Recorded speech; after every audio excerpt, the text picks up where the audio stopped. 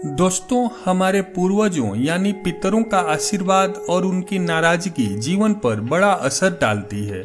इसलिए पितरों की नाराजगी को तुरंत दूर करने के लिए उपाय कर लेने चाहिए, वरना पूर्वजों की नाराजगी घर बर्बाद कर देती है।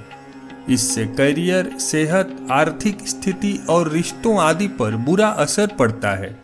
देवी देवताओं की तरह पितरों की कृपा बहुत लाभ देती है।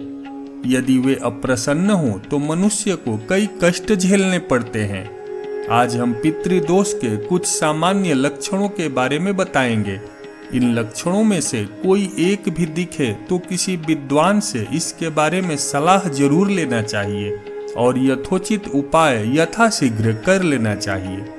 गरुड़ पुराण एवं अन्य शास्त्रों में पितृदोष के जो लक्षण बताए गए हैं वो इस प्रकार हैं।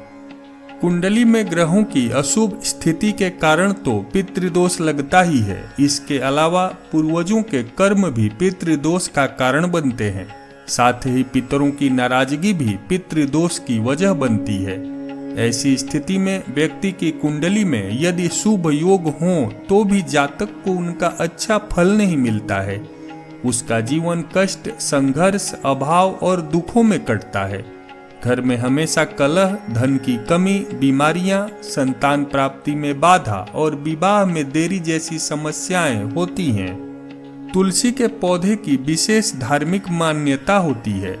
तुलसी के पत्तों को धार्मिक कार्यों और पूजा पाठ में अत्यधिक इस्तेमाल किया जाता है और साथ ही तुलसी की पूजा भी होती है। इसी चलते तुलसी का सूखना अच्छा नहीं माना जाता है।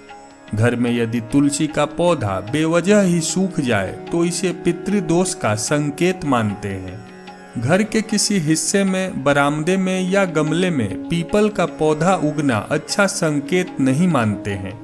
धार्मिक मान्यता अनुसार पीपल का पौधा बेहद शुभ होता है। इसका पूजा पाठ में इस्तेमाल भी होता है, लेकिन इसे घर में न लगाने की सलाह दी जाती है।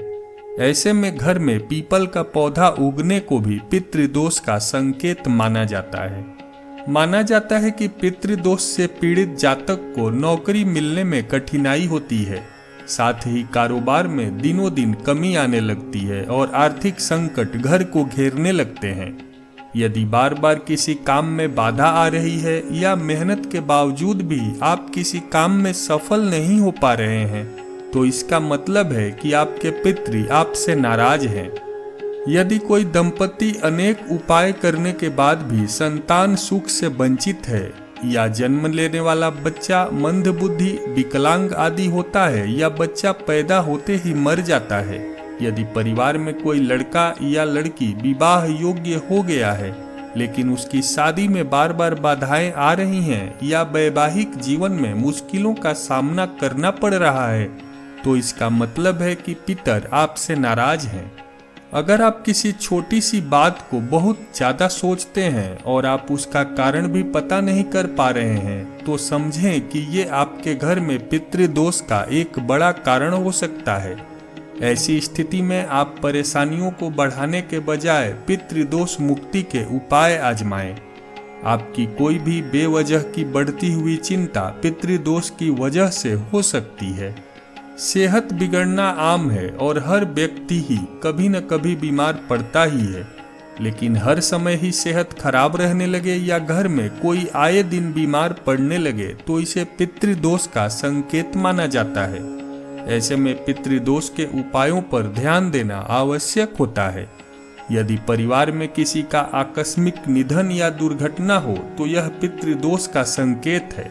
बार बार एक्सीडेंट होना भी पितृदोष का इशारा है। पितृदोष जिस परिवार में लगता है उस परिवार में लड़ाई झगड़े बढ़ने लगते हैं, परिवार में तनाव की स्थिति रहती है और खुशहाली की क्षति होती है। इन लक्षणों को भी पितृदोष लगने का संकेत माना जाता है। घर के सदस्यों की आपस में नहीं बनती है और छोटी छोटी बातों पर लड़ाई होती रहती है तो यह पितृदोष के कारण हो सकता है। कई बार घर के मांगलिक कार्यों में बाधा आना, बच्चों का पढ़ाई में मन न लगना भी पितृदोष के कारण होता है। किसी परिवार में किसी व्यक्ति की असमय मृत्यु हो गई हो, खास तौर से एक्सीडेंट, गंभीर बीमारी, पानी में डूबने, आग से जलकर या आत्महत्या से, तो अतृप्त आत्माएं मनुष्य या परिवार पर पितृदोष का कारण बनती है। यदि इनकी मृत्यु के बाद विशेष पूजा कर दी जाए तो यह आत्माएं मुक्त हो जाती हैं और पितृदोष नहीं लगता।